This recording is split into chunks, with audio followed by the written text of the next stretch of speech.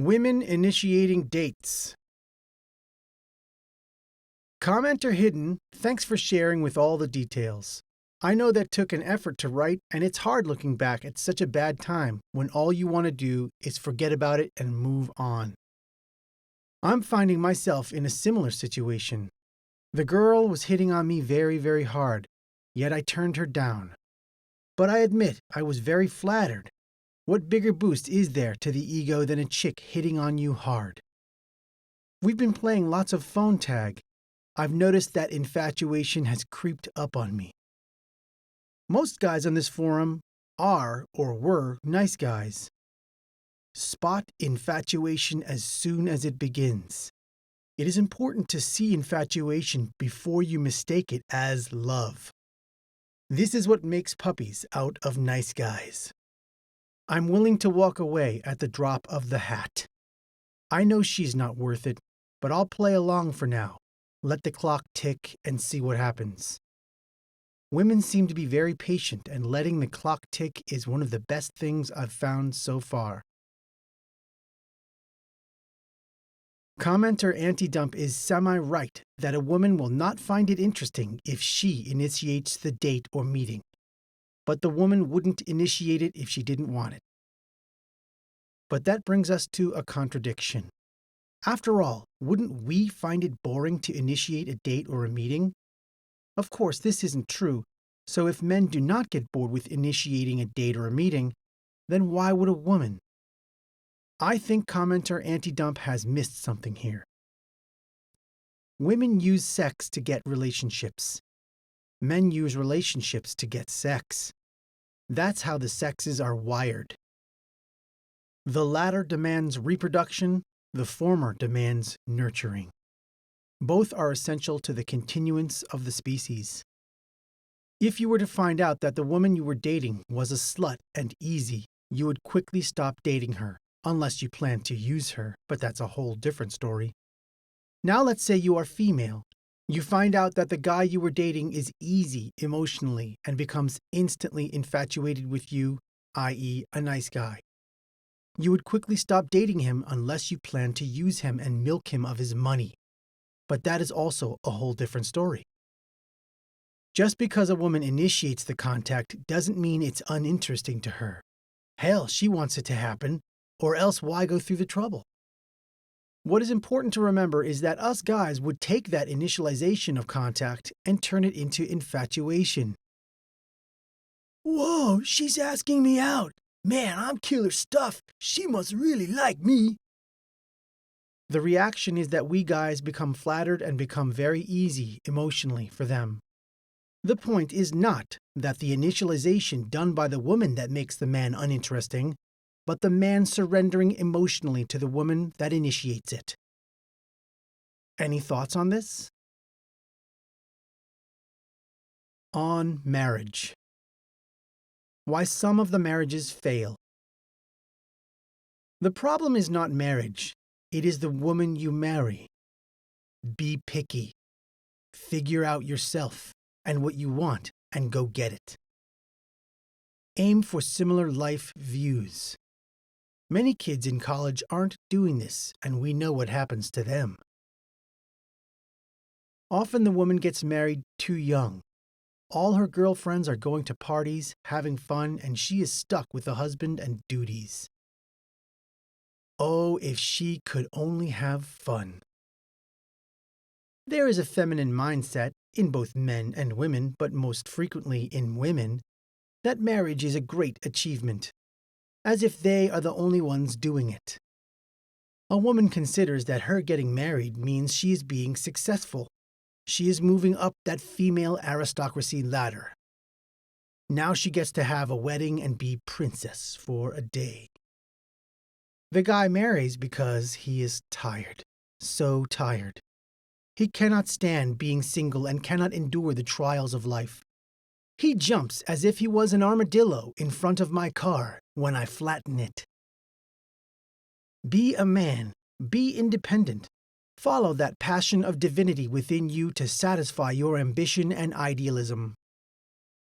Many guys cannot do this.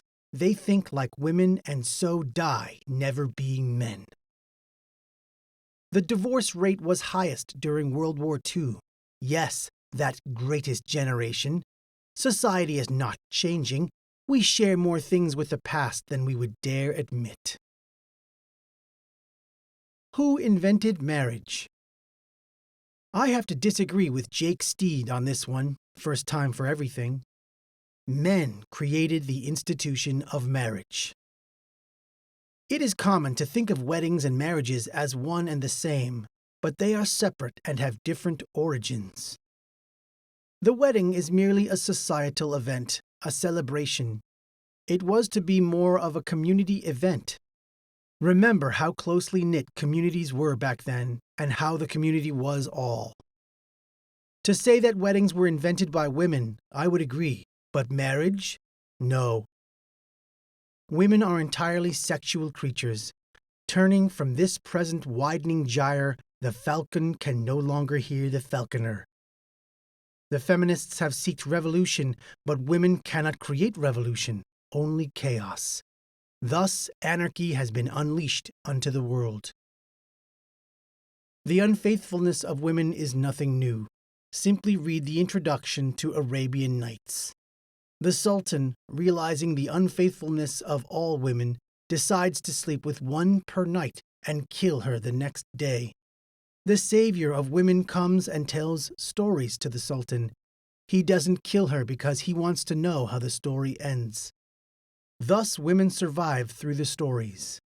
We make the stories. Our idealizations and all makes tales of the woman. Dante turns Beatrice into the Divine Comedy. A poet turns a woman into poetry. A painter, paintings, and so on.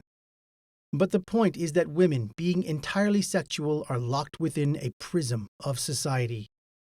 They would freely sleep with any guy of their fancy, but the slut and reputation factor all come in. Thanks to this, women are bounded. Men created marriage to bind the woman to him. The deeper you go in the religions and ancient philosophies, one will be struck by the misnomer. But there is truth in it. No, women created marriage to tie up the man. Women wouldn't need marriage. They have sex to use. And what do women want? Either they want pleasure or they want to be a mother. Marriage has nothing to do with either. Women can leash guys just through sex. Thus, many women do not see marriage, they merely see the wedding. When you start to talk to her about the marriage or the relationship, she will start talking to you about the wedding. It is women more than men who cheat, though to be fair, this might be because they have more opportunities. It is women more than men who initiate divorce. Many women can't stand it.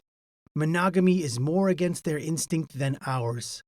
No one would deny institutions like the state, science, and all are male-created, but so is marriage. Women are like the centaurs. They ride the beast through this world. They must be bounded. Societal marriage. The legal laws concerning marriage nowadays are awful and need to change immediately. But let us not confuse legal marriage with the societal marriage. Legal marriage is whatever the government says. Societal marriage comes from the community, a public face on the union. In older times, religious laws that formed the community would of course be used to lawfully wed the couple. If you found a woman that you love, stay with her. And that is basically marriage. Legally it may not be, but it is marriage. Do not confuse the legal problems with marriage itself. Having a life partner can be very rewarding. Saying I won't get married but will have a life partner, you mean I won't get the government's legal clause into me, but I will have a life partner to marry, used in the oldest sense. You guys wouldn't be happy just going from one chick to another forever. Remember, you do not live to Don Juan. You Don Juan to live. How to get a Pook to shut up. The forum cries out, "Oh my God, this is the best thread title ever. Someone related to espionage told me this. We are most vulnerable at 2 points in our lives. First is when we are without a life mate. Second is when we have lost our financial footing. He told me that spies find these two weaknesses in human nature the easiest and most common to exploit. The experience of being a nice guy or AFC should have wakened you up to the reality of how easy it is to be exploited by the first weakness. It is not just those girls who walk over you that was in the exploiting, it is also the marketing. Wear this and all the ladies will love you. The movies. Oh my God, that young actress is so hot. Who cares that the movie sucks so she can't act? Music. La la la la la. I sing of my heart's loneliness. La la la. Clubs, bars, designer clothes, sports cars, all the people behind it are pressuring your weak point there. How to solve this weak point? 1. Be comfortable and confident to go get any girl at any time, no matter your financial or material situation. 2. Know what you truly want in life. Have a purpose or a passion, which is a stronger tether to keep you from being pulled by the exploiters. 3. Be able to say no to any girl and don't take crap from anyone. 4. Create an identity that doesn't depend on women or female approval. Father, husband, boyfriend, player are all insignificant since they depend on women to exist. 5. Keep investing time in yourself. Don't shit your entire youth chasing girls. The second weakness is much softer than the other one. The issue of money is very important. It will be a dominant issue in your life, probably even more so than women. How do people exploit those who have little to no financial footing? Let us count the ways. By big corporations promising you a career to climb the corporate ladder for the rest of your life with 401k retirements and all. What they do not say is that there is no job security today, and those GM or Ford or airline workers who were promised pension retirements, their pension funds keep getting slashed, so they have to go back to work. Do you really think the 401ks and mutual funds will be as secure? By banks offering you a house. Your house is an asset, they say. Yes, it is true, but your house is an asset to the bank. Even if you pay off your house, your payments will probably increase due to property taxes and other costs. You really believe you own your house? Try not paying your property taxes and you will find out who truly owns your house. By Wall Street saying, invest for the long term, diversify, diversify, diversify. Does Warren Buffett diversify? What about Bill Gates? Keep control of your money, don't just hand it over to fund managers. By politicians saying, we will fix your pension problem, to let us lower taxes, to let us raise taxes on the rich. Politicians are very wealthy, and they did not earn their wealth through income. There is no wealth tax, but there is an income tax because they don't want you to be wealthy. If everyone was financially secure, what role would the politician have? That most political issues are financial is not because of coincidence. From college loans to overseas jobs to layoffs to Social Security to healthcare and on and on and on, they are all targeting your financial weak spot. The cure to being financially exploited is 1. Become financially literate. Know how to read a financial statement. Everyone needs to know how to do this. You will be dealing with money your entire life. You will realize there are two constants in life. One is for you to make money, and the second is for everyone to want your money. Everyone. 2. Keep open the option of investing or making a business. You do not have to. But we become stronger when we have more options, not less. If you feel yourself incapable of breaking out and starting a business or investment, you will be enslaved to employers for the rest of your life. Just keep the options open. 3. Do what you want. Do not follow the way. What is the way? The way is college, and then good job, and then marriage, and then big house, and then vacations, and then kids, and then save for kids' college, and then retire. You do not have to get married and do any of that. There is no formula for life. Never trust anyone who tells you you should consider yourself lucky, even if you feel unhappy in your job, wife, or girl, or house. Do all of the above, and I will die a happy Pook. There is a reason why they call the financial world a dog-eat-dog world. Who is eating whom? Also, consider those nature shows of one sex devouring another. Humans are capable of it as well. There is a reason why young men turn into a big, fat, bald old man by the time they are 30 or 40. Healthiness of soul is healthiness of life. Finance traits of successful people I've met. I've met my share of millionaires and successful entrepreneurs.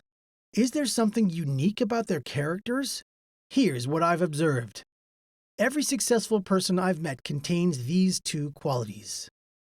1. They work very hard at what they do and easily put in the time to do it. 2. They love what they do, so it doesn't seem like work. But let's look deeper than this, shall we? Trends. They seem to be very aware of trends. And I don't mean fashion trends, I mean demographic trends and technological trends. For example, Japan will be decreasing in population. America will be increasing in population. Understanding the trends means investing in real estate in Japan may not be wise, while investing in real estate in America might, yes, be wise. I have a friend who does nothing but notices a new trend, build a good solid business in that trend, and sell the company for big bucks while that trend is hot. Then he moves on to the next trend. Example. Years and years ago, when handheld PCs were very much a novelty, he created a business in that, and when the industry took off, he sold his business. He'll find the next trend and start another business. Millionaire at 26. Not bad. Bill Gates made his fortune through trends. Altair was developing the first home PC, and Gates called them to sell his operating system, which he hadn't even written. He ends up buying one from someone else and puts himself into the trend of operating systems for home PCs.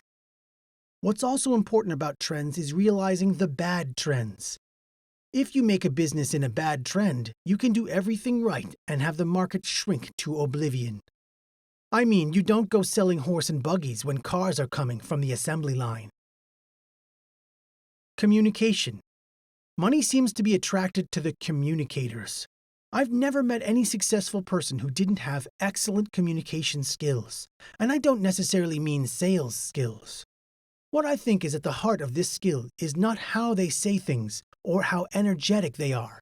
Rather, it is an acute awareness of human nature. They know how the other person is thinking and shift their presentation to reflect it. This goes to making something the customers want, to getting investors to invest in you. St. Augustine had a saying that the best way to win a debate is to know the opponent's position better than the opponent. Those who get the women also are the communicators. Failure. All these people failed. Oddly, most of them held bitter memories of being made fun of either in school or in their youth. I get the sense that they are trying to prove something to the world. These people were attracted to the benefits of their dream. They did not try to prevent mistakes. They tried to realize their vision. They didn't say, "Must analyze forever so there will be no mistakes." Time is greater than money. Strangely, for many, money wasn't their focus. Rather, it was doing what they love and maximizing it to its potential. Then the money came. Time is more valuable to them than money. You may get money from a rich guy, but it is very hard to get their time. Poor people will be trying to save on their purchases by driving all around town to save a few bucks. These people's mindsets would rather sacrifice the few bucks for the additional time it gives them. They did this even when they had no money.